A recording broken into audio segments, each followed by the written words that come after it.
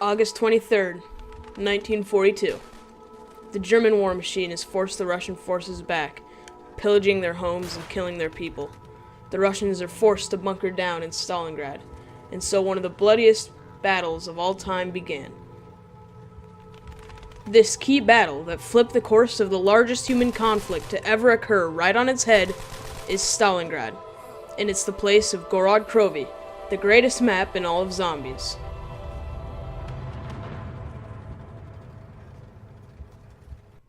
If you're really interested in war history and you like playing zombies, this is hands down the greatest map for you.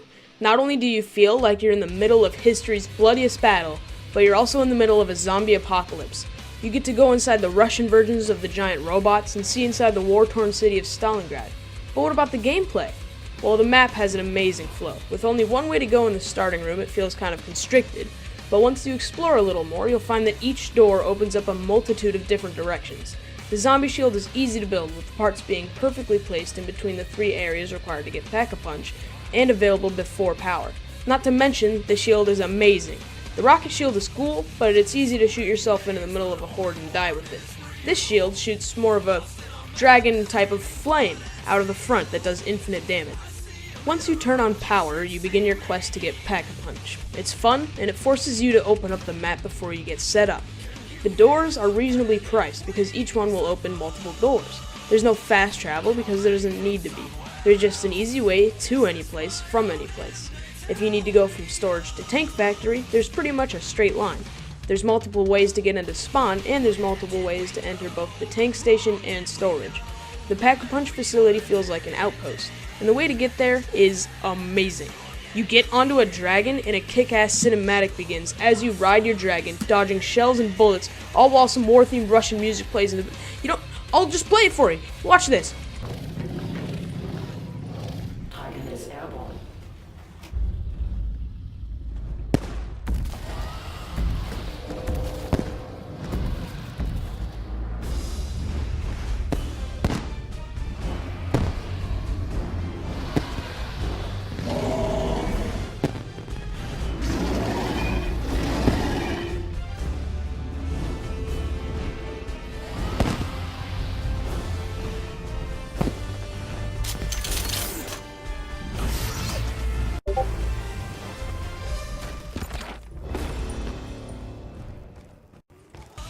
I absolutely adore the traps. There's only 2 predictable electricity traps, and the rest are powerful and unique. At Storage and Tank Factory, there's giant laser beams that are shot down from the fallen war robots. They damage you, but you can just hold out your shield and stand right in the middle of it while it goes off and decimates all the nearby zombies. The Flinger Trap at Power, while seldom used, is still something unique and fun.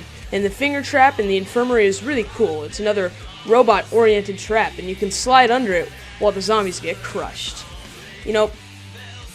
Oh boy, the weapons. The Big Mama. This one's important, alright? The guns are amazing. The Ray Gun Mark III is so fun to use. It creates black holes, and it's dual wield. It absolutely obliterates the Russian Mangler soldiers and the Valkyr drones. The Garand is a very unique gun, and you can get it Pack-a-Punch from one of the challenges. It's a lot of fun to use and makes the already perfectly World War II themed map, except for the dragons and zombies and giant war robots that shoot lasers from their eyes, even more fitting to the era that it takes place in. There is one thing, though, that was a very big deal in Gorod. We saw it in the trailers, and everybody went absolutely insane. Alright, Dempsey, once more for old... PPSH! PPSH is back! You guessed it. For the first time since 2009, we finally got the grand return of everybody's beloved SMG.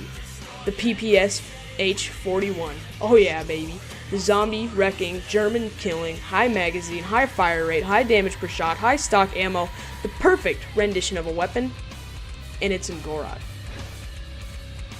Side quests have been a thing in Zombies ever since Black Ops 1, when you had to build your traps. Now, Gorod takes this to an entirely new level. The Dragon Strikes are super fun to get. Defending the Pack-a-Punch outpost from waves and waves of the undead is so fun, and the reward, it's just so worth it. And the 115 fist thing, what's it called? Doesn't matter. It's a real pain in the ass to make, but again, the reward is it's so worth it. I love my little newborn friend, and we share a love for killing zombies. The little dragon is really good at it, and I'm not a big fan of the 115 punch. I prefer just to keep my little guy perched on my forearm. The melee weapons are a really interesting and fun concept. Essentially, if you beat enough rounds fast enough, you get to grab a little melee weapon from the bunker entrance. However useless, it's very fun to do, and it's a nice challenge. Overall, Gorod is a map that takes Call of Duty back to its roots, except it's done well.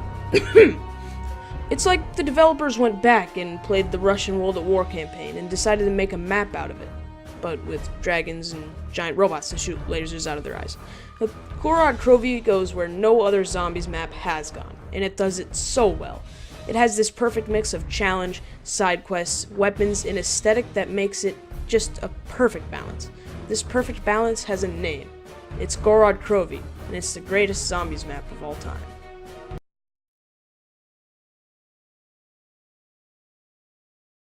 Yeah, I know I didn't mention the Easter egg or the helmets or the wings or whatever, alright? I'm not good enough for the Easter egg, and I forgot about the helmets and wings when I was writing the script, alright? Shut up, I did my best!